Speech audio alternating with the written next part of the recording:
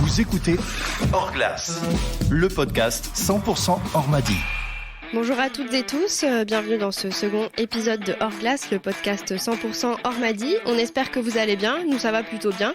Aujourd'hui on vous prépare un second épisode assez spécial avec deux joueurs phares de l'Ormadi, deux attaquants qui ne sont autres que Nicolas Arosamena et Thomas Decoq, et on leur réserve plein de surprises. Comment ça va les gars ?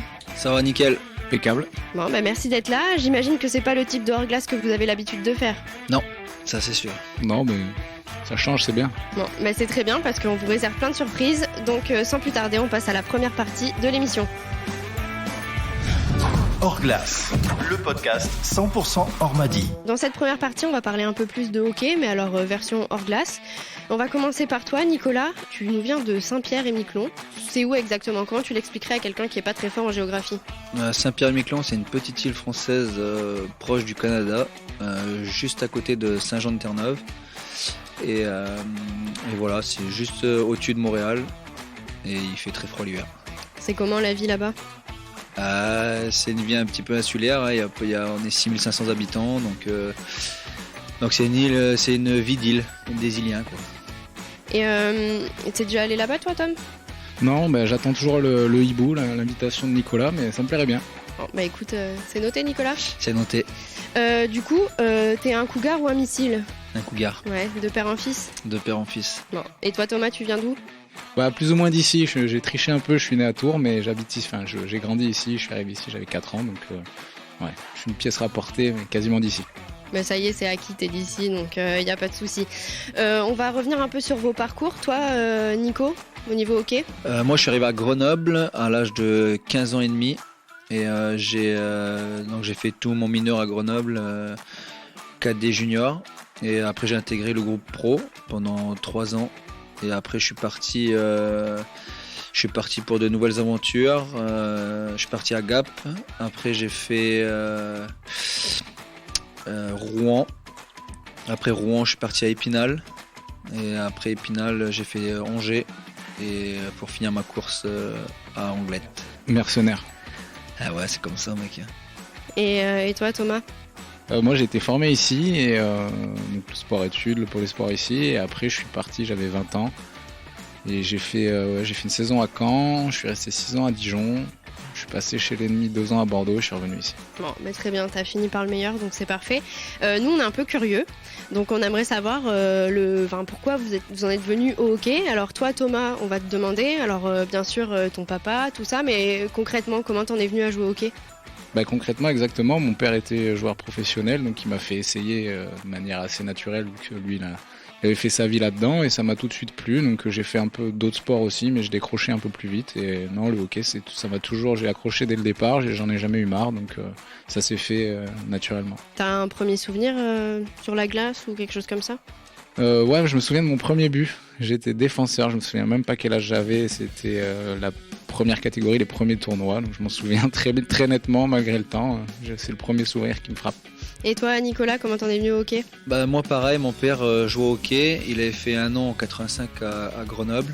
Et du coup, il m'a mis sur les patins. Mais il faut savoir qu'à Saint-Pierre, il y a beaucoup de neige, il fait froid. Donc patiner sur les lacs ou dans une patinoire, c'est un peu... tout le monde sait y faire à Saint-Pierre, donc voilà, c'est comme ça que j'ai commencé à patiner un peu sur les lacs, jouer au hockey, et voilà, je suis venu naturellement au hockey. Ouais, c'est un peu plus présent le hockey à Saint-Pierre qu'en France chez nous. Disons que nous on a la télé canadienne, donc on a beaucoup les matchs NHL, donc ça passe à 21h le soir, donc c'est beaucoup plus abordable qu'en France, par exemple, où ça passe à 2-3h du matin, donc c'est beaucoup plus suivi, et le hockey c'est une institution à Saint-Pierre. Donc c'est très bien, tu as continué. Alors, est-ce que vous avez eu l'occasion de jouer l'un contre l'autre ? Oui, plein de fois. Ouais, dans vos équipes différentes, il n'y a pas un souvenir marquant de quand vous vous êtes affrontés, non ? Non, pas de souvenir particulier. Je sais que j'ai joué beaucoup contre lui quand on était à Dijon. Parce qu'avec Grenoble, on a fait aussi des Coupes de France contre eux, en plus des matchs de championnat, mais non, pas de souvenir marquant. Non, il n'y a pas eu d'accrochage. Une anecdote, c'est très bien. Alors, vous n'avez pas eu l'occasion de jouer ensemble, mais vous avez peut-être des beaux souvenirs, peut-être en commun ou pas, dans le hockey sur glace. Nicolas, toi, tu as un souvenir marquant dans le hockey ? Ouais, je sais pas si Thomas était là, mais c'est quand on les a battus en Coupe de France à Bercy. avec Dijon, où il s'était passé pas mal de choses dans ce match, notamment la pénalité, le banc de pénalité d'en face, la porte s'ouvrait plus. Donc les joueurs de Dijon passaient par la porte de Grenoble pour rentrer. Et il s'était passé quelque chose de très très drôle. Le mec qui tenait la porte à Dijon avait ouvert la porte au moment où un joueur était collé, recevait le puck collé contre la balustrade. Et du coup, le joueur a fini dans le banc. Et nous on a récupéré le puck et on a été marqué sur cette occasion. Et c'était très drôle. Et j'étais là effectivement et je corrige un petit peu Nicolas parce que c'était très drôle de son côté mais c'était beaucoup moins drôle d'une autre, sachant que c'est pas eux qui ont marqué, c'est moi. Ah ouais, c'était parce que suite à cette incompréhension, le joueur qui a reçu le palais qui est tombé sur le banc, le palais était libre, ils sont partis 2-0 et j'ai plongé pour essayer de couper la passe et en coupant la passe c'est rentré. Donc ouais, moi ça me fait moins sourire ce souvenir, mais T'as peut-être un autre souvenir à nous raconter? non, mais il y en a plein dans une carrière, des moments forts, des moments rigolos. Il y en a tellement que j'aurais pas d'éléments précis. La dernière atmosphère dont je me souviens bien, c'est le titre ici. C'était vraiment des beaux moments avec un super groupe. Voilà, ça c'est un des moments qui m'a marqué en tout cas. Sachant que tu avais remporté le titre aussi avec Bordeaux à la barre, c'est ça? Et ouais, c'est ça, oui. Ouais, c'était un autre moment marquant, mais c'est pas celui. Ouais. C'est pas celui dont je me souviens le plus. On va rester sur ce souvenir de 2018 avec ce beau titre de champion de Bretagne apparemment. C'est comme ça qu'il a été champion appelé. de Bretagne. Vous avez joué les uns contre les autres, mais ce que vous faites ensemble, ce qu'on a retenu, c'est que vous allez pêcher ensemble. Ça vient d'où cette passion pour la pêche? Et bien, chacun de son côté, hein, parce qu'on n'a pas du tout grandi ensemble, on s'est jamais fréquenté avant que Nicolas vienne ici en Anglette, mais la même passion, on est plusieurs à l'avoir, pas juste tous les deux, mais c'est vrai que depuis qu'on a acquis un bateau avec certains copains, avec Nico, on y va très très régulièrement et on s'éclate bien. Ça te change un peu de la pêche au homard, toi, Nico? C'est sûr que ça me change un peu de la pêche au homard. Après moi, la pêche sur une île, voilà, c'est comme le hockey à Saint-Pierre. La pêche c'est beaucoup, donc j'ai toujours pêché. Et en venant ici, j'ai appris à connaître Tom et on s'est vite rapproché avec aussi Poncho et Maz. Et on a été beaucoup à la pêche au brochet, en flotte tube, dans les rivières. Et après ils ont acquis un bateau, donc on s'est un peu plus focalisé sur la mer, mais sans oublier quand même l'eau douce où c'est d'autres sensations, mais on aime bien aussi. Et c'est quoi votre plus grosse prise? C'est souvent, malheureusement, souvent Nico qui prend les gros poissons sur notre bateau, donc on l'invite de moins en moins. Là, ça fait un petit moment qu'il n'est pas venu. Mais non, ouais, il nous a fait joli pagre. Ouais, j'ai fait un beau pagre avec Tom. Mais après ils font des beaux poissons aussi. Hein. Ils ont fait des belles louvines. Et c'est cool à chaque fois qu'on va, c'est cool, on fait du poisson et on rigole bien, on passe des bons moments et ça nous permet aussi d'extérioriser toute la pression du hockey, surtout dans ce contexte un peu particulier où quand on va en mer on oublie tout et on pense qu'à pêcher les poissons, donc c'est cool. Du coup, dès que vous avez l'occasion, vous y allez quoi? C'est ça. Ouais. Bon, c'est bien aussi, ça permet de s'évader, de partir au grand large sans mauvais jeu de mots. Sans plus tarder, on va passer à la deuxième partie de cette émission. Hors glace, le podcast 100% Ormadi. Juste une petite parenthèse, on vous a donné un questionnaire avant cette émission. On aimerait revenir sur une question en particulier. On vous a demandé quelle était votre phobie. Toi, Nico, tu as une phobie particulière, tu as peur des pieds. Ouais, les pieds, c'est pour ça que je suis très content qu'on ait acquis un nouveau bus. Ouais. D'ailleurs, je remercie Olivier Bounet pour ça, parce que du coup, j'ai plus besoin de dormir en quinconce avec quelqu'un. Et en l'occurrence, c'était Tom. Il y avait toujours en pleine nuit ses pieds qui arrivaient proche de ma tête et j'angoissais un petit peu. Je sais pas pourquoi, j'ai pas eu d'histoire particulière avec les pieds, mais les pieds c'est quelque chose qui me dégoûte, quoi. J'arrive pas à... Donc Tom s'amuse à m'envoyer toujours des photos sur Facebook où là dernièrement c'était une dame qui avait des dents à la place des pieds, elle avait des molaires carrément de ses orteils. Donc ouais, j'aime pas trop ça, non. Bon, c'est comme ça. Toi, Tom, tu aurais plus tendance à être claustrophobe, c'est ça? Ouais, oui, voilà, j'ai pas de phobie à proprement parler, mais c'est vrai qu'un peu claustro, ouais. Je n'aime pas du tout un ascenseur, s'il s'arrête une seconde, je suis pas bien du tout. Mais le bus, ça va? Ah non, le bus, ça va, non, ça va. Mais c'est pas au point de Nicolas, c'est une vraie phobie. C'est-à-dire que si on lui met le pied pour rigoler... Il rigole pas. On sent l'angoisse monter. Ouais, c'est bien, on sait comment le titiller. Ouais, exactement. Après, Ouais, on se permettrait pas. Ouais. On se permettrait pas de... Je pète l'orteil si ça me. Si ça te convient pas. Juste une autre petite parenthèse, on va parler de vos numéros. Alors, des fois, il y a des histoires derrière les numéros, des fois pas. Toi, Nicolas, ton numéro ? Moi, mon père portait le numéro 10 et pour moi, c'était un exemple dans le hockey. J'ai toujours suivi quand j'étais petit, j'allais dans les vestiaires et tout. Et j'ai voulu porter le numéro 10 à mon tour pendant ma carrière. Donc, quand j'ai pu le faire, je l'ai fait. Il y a des fois où il y avait des anciens qui l'avaient déjà, donc j'ai changé de numéro un petit peu. Mais dès que j'ai pu revenir sur le numéro 10, je suis revenu sur le numéro 10. Et toi, Thomas ? Ouais, moi j'ai pris ce numéro un peu par hasard, il me plaisait bien. Je sais pas, sans trop y fois, réfléchir, donc, quand j'avais 16 ans ou 17 ans. Et depuis, j'ai toujours voulu garder celui-là. Donc quand c'était possible, je l'ai pris. J'ai eu assez de chance. J'ai pu l'avoir quasiment toute ma carrière, sauf à Bordeaux. Nicolas Maria, je l'avais. Voilà. Bon, bah, tu l'as récupéré en Anglette et puis maintenant il te va bien. Donc du coup, vous avez passé quelques saisons à l'Ormadi maintenant. Toi, Thomas, maintenant t'en es le capitaine. Donc c'est assez beau comme parcours. Vous avez croisé des joueurs en commun et justement on va prendre des nouvelles d'un de vos coéquipiers. Si je vous dis un défenseur de caractère qui a marqué l'Ormadi, qui a fait partie de la saison des champions, on se souviendra de ses tweets endiablés et de ses prises de parole. Il aime beaucoup la région. À qui vous pensez quand je vous dis ça ? Oh, je sais pas. Je vois pas. Twitter, ça me ferait penser à Jalbert, mais au niveau du charisme, non. Donc, je dirais plutôt, je sais pas, Dave Grenier peut-être. Ah, Dave Grenier t'es pas dispo, mais oui, on va tout de suite prendre des nouvelles de Dominique Jalbert. Retrouvez-nous sur toutes les plateformes et nos réseaux sociaux. Hors glace, le podcast 100% Ormadi. Dominique, ça va ? Oui, salut, ça va très bien, merci. Bon, c'est pas trop tôt pour toi ou trop tard ? Non, ça va, je commence à être habitué un peu avec le boulot là, de me lever tôt, là, donc ça va, merci. Bon, bah, on va discuter avec toi, on est sur le plateau avec Thomas Decoq et Nicolas Rossamena. Est-ce que ça te dit quelque chose ? Je suis très content de parler à Nico, oui. Pas à Tom, apparemment.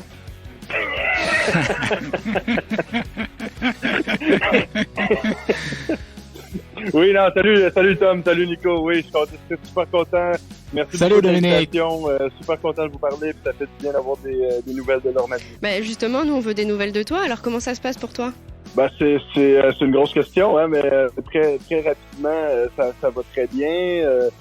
Écoute, ça va faire bientôt 2 ans là, que je suis revenu au Canada avec ma copine qui est enceinte, puis on attend un petit bébé, là, un petit garçon là, d'ici les 3 prochaines semaines, donc on est très excités, on a très hâte, puis là, comme tout le monde, là, on est dans la situation de COVID, donc on est en semi-confinement, donc on vit pas notre vie normale.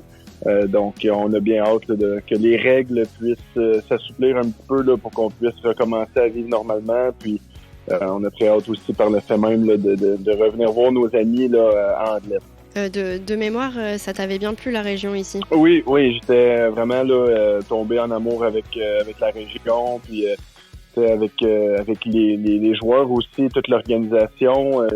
Moi, j'ai joué 5 années en France, 2 années en Anglette, puis comme je l'avais mentionné là, quand j'avais terminé, là, si j'avais pu jouer mes 5 années en Anglette, c'est ce que j'aurais fait. J'ai adoré la région. C'est une place particulière dans mon cœur et dans celui de ma copine également. En tout cas, sache que toi, tu as toujours une place particulière Anglette. Les supporters se souviennent de toi et voilà, ils auraient aimé pas tant que ça. Pas tant que ça. Ouais, c'est pas ce qu'on voit souvent. En tout cas, Tom, il n'a pas le même souvenir. Ouais, oui. Du coup, toi, t'as arrêté le hockey? Là, j'ai joué l'année dernière là, dans la Ligue nord-américaine, là, la Ligue senior au Québec, pour faire une petite transition. Puis là, cette année, je devais... là, j'ai un nouvel emploi là, depuis cette année. Je travaille pour la Banque Royale canadienne. Puis là, avec mes nouvelles responsabilités, ça allait devenir beaucoup. Puis j'allais commencer ma carrière dans le coaching en tant que coach des DEF ici dans ma région, mais là, bien évidemment, là, avec la COVID, on a mis tout ça sur pause, puis on sait honnêtement pas si ça va repartir. Là. C'est pas un peu bizarre pour un attaquant d'être coach des défenseurs? Oui, mais c'est ça. Je peux leur apporter une autre vision, mais non, c'est sûr qu'il a été coach défenseur très, très, très offensif. C'est toujours bizarre pour moi de demander à mes défenseurs de respecter la défensive. Oui, c'est ça. Mais l'avantage là-dedans, c'est qu'ils m'ont jamais vu jouer, donc je peux dire ce que je veux. Et justement, toi, est-ce que tu as un souvenir particulier à l'Ormadi? Il y en a plusieurs, mais le premier qui me vient en tête, là, c'est sûr et certain que c'est le championnat en D1. Là. On l'a fait en passant. Merci beaucoup à Pépin pour ça. On l'a fait. Mais non, ça c'est quelque chose qui va me rester à vie. Puis surtout les célébrations aussi, la semaine qui a suivi. La semaine qui a suivi est aussi importante que l'année qui a précédé le championnat, mais non, vraiment des très, très beaux souvenirs. Puis les rencontres aussi que j'ai pu faire, je suis pas très bon pour garder contact avec les gens, puis mais je pense au moins une fois par jour, j'ai une pensée pour tout le monde en athlète, puis c'est pour moi inoubliable. Puis la première année en Magnus aussi, c'est important pour moi de pouvoir quitter, puis que l'équipe soit restée en Magnus aussi, parce qu'on voulait pas avoir gagné le championnat pour l'année suivante se faire reléguer, donc c'était très important pour moi là, de pouvoir quitter en disant qu'au moins on avait gagné puis que le club restait en Magnus. Et dans la mesure du possible, tu suis un peu l'actualité de l'Ormadi, les matchs, tout ça? Oui, toujours. Oui, toujours. Je me tiens informé, je regarde ça. Sur Twitter? Surtout sur Facebook. Ouais. Mais oui, je suis les classements, tout ça. Puis, mais là, je sais que cette année, c'est plus compliqué, là. Puis j'ai de la difficulté à suivre un peu ce qui se passe parce qu'il semble qu'il y a des clubs, des fois, qui jouent, puis d'autres clubs qui jouent moins. Puis le site internet de la Ligue Magnus semble avoir changé aussi. Mais oui, bien évidemment, là, je me tiens toujours informé. Surtout que la majorité des joueurs de l'équipe, là, c'est des anciens coéquipiers. Et justement, vous les gars, Nico, Tom, vous avez un souvenir avec Dominique? Un souvenir en particulier, non, et c'est sûr que c'est passé plein de bonnes choses dans cette saison que moi j'ai faite avec Dom. En tout cas, j'ai été très ravi de faire un bout de sa carrière avec lui. Et voilà, je me souviens, c'est prises de puck derrière la cage et Kostuko jusqu'à l'autre côté. Et des fois, ça finissait avec un grand slap, passer la bleue dans la lucarne, mais surtout cette hargne qu'il avait à jouer et que quand ça allait pas, il était toujours le premier à se lever dans le vestiaire et à porter tout le monde pour essayer de chercher la victoire. Et tu certain que tu te rappelles bien de moi, Nico? Ouais, je me rappelle bien de toi. Ouais, moi j'en ai plein des souvenirs avec Dom. Je pense à son magnifique Bernard à Nantes. Je sais pas s'il s'en souvient, c'est pas possible de pas s'en souvenir. Ça, c'était fantastique. Sur un plan plus personnel, il a parlé de la semaine qui a suivi le titre en 2018. Je me souviens particulièrement du lundi matin quand je suis passé le chercher. Je pense qu'il s'en souvient aussi. Ouais, on s'est promené avec nos médailles. On s'est promené avec nos médailles partout dans la ville. Ouais, on a des très beaux souvenirs et ouais, c'est vrai que c'était vraiment des belles années. Et on pense souvent à Dom aussi ici. D'ailleurs, j'ai un autre souvenir tu nous dois toujours 50 € dans la caisse d'équipe pour la crosse brisée. Donc, oui. Essaye de nous envoyer un truc. J'y ai pensé l'autre jour en plus. Je me disais, je sais pas si les gars m'en veulent encore, mais faudrait on parle encore de cette fameuse crosse d'Australie. Tu as créé Mais encore aujourd'hui. Ouais, t'as créé une jurisprudence. Encore aujourd'hui, je tiens à spécifier, c'était bel et bien une crosse d'Australie. Jusqu'à la mort. Bon écoute Dom, merci d'avoir été avec nous au téléphone. Je sais pas si vous avez un dernier mot à lui dire avant qu'on raccroche. Non, écoute, salut mon Dom et félicitations, c'était déjà eu pour ta nouvelle vie, ton fils qui va bientôt arriver et puis reviens vite nous voir. Ouais, on a hâte. Yes, félicitations et tu vois, c'est plein de bonnes choses. Merci les amis, puis super content de vous avoir parlé, même si c'est très rapidement, mais on a très très hâte de pouvoir venir vous voir puis de pouvoir célébrer ces belles années-là puis ces amitiés-là quand on va revenir en dette. Donc, prenez soin de vous, puis merci beaucoup d'avoir pris le temps aujourd'hui de me parler. Merci à toi. Salut Dom. Ciao Dom. Salut les amis, bye tout le monde. Vous écoutez Hors Glace, le podcast 100% Ormadi. Alors on est dans la dernière partie de l'émission, je vous avais dit qu'il y avait des surprises, donc c'est la partie des surprises. On va passer à des petites questions, on a eu des questions d'invités mystères, donc on va tout de suite passer à la première question. qui est de mémoire pour toi, Thomas. Thomas, selon toi, es-tu l'ami que tu aimerais avoir comme ami ? Je reconnais très bien la voix. Ça dépend avec qui, certainement pas avec toi, Maz. Sans plus tarder, la deuxième question pour toi, Nicolas. Bonjour, je suis un fan de l'Ormadi et je suis très heureux aujourd'hui de passer au podcast. Voilà, donc, alors, première question, ça sera pour monsieur Nicolas Arrosamena, que j'adore. Voilà, je voulais savoir si lui, à la douche, il préférait le shampoing ou le gel douche. Voilà, merci beaucoup. Le gel douche, vu que j'ai plus de cheveux, du coup, je mets peu de shampoing. Tu as reconnu cet invité mystère ? Non, j'ai pas reconnu cet invité. Toi, Thomas ? Non, je l'ai pas reconnu. Bon, j'ai un petit soupçon, mais... Il y a une autre question, donc Thomas, on passe à ta deuxième question et après on aura l'occasion d'entendre encore ce supporter mystère. Thomas, remettras-tu un jour les pieds au caveau ? Non, je pense pas, c'est derrière moi. C'est derrière toi ? Bon. Sans plus tarder, la dernière question pour toi, Nico, mais écoute bien. Bonjour, c'est Pascal. Moi, je voulais poser une question à Nicolas Arrosamena. Je voulais savoir comment ça se passe. Avant, il jouait avec Thomas Docoq, Sébastien Gauthier, de bons joueurs. Mais voilà, avec maintenant qu'il joue avec des joueurs de KHL, est-ce que c'est pas trop difficile, la vitesse, tout ça ? Donc, je voulais savoir s'il a réussi à s'adapter. Voilà, bonne soirée. Ah, c'est sûr que aujourd'hui c'est pas facile, ça va très très vite. Donc voilà, mais je m'adapte. Ça allait vite avec nous aussi. Ouais, ça allait très vite, surtout avec Thomas. Mais non, j'essaie d'apporter toute ma vitesse et ma fougue. Tu t'adaptes ? Ouais, je m'adapte, comme un caméléon. Mais du coup, t'as reconnu qui c'était ? Non, j'arrive pas. Je dirais Lionel Tarantino. Ouais, bonne pioche. Il semblait bien que cet accent toulousain, mais j'étais pas sûr quand même, c'est pas facile. On pourra lui poser des questions, nous ? Ouais, on pourra faire ça aussi dans un prochain épisode. En tout cas, voilà, le deuxième épisode de Hors-Glace touche à sa fin. On tenait à vous remercier parce que si Hors-Glace, le podcast est possible, c'est avant tout car vous êtes là pour l'écouter, alors merci. Merci également à Peyo à la technique, les joueurs et les invités, mais également tous nos partenaires et abonnés qu'on salue, les bénévoles bien évidemment, et tous ceux qui nous écoutent en général. Alors on se retrouve bientôt pour un nouvel épisode de Hors-Glace.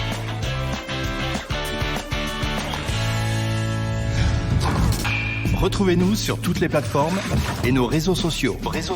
Hors-Glace, le podcast 100% Ormadi.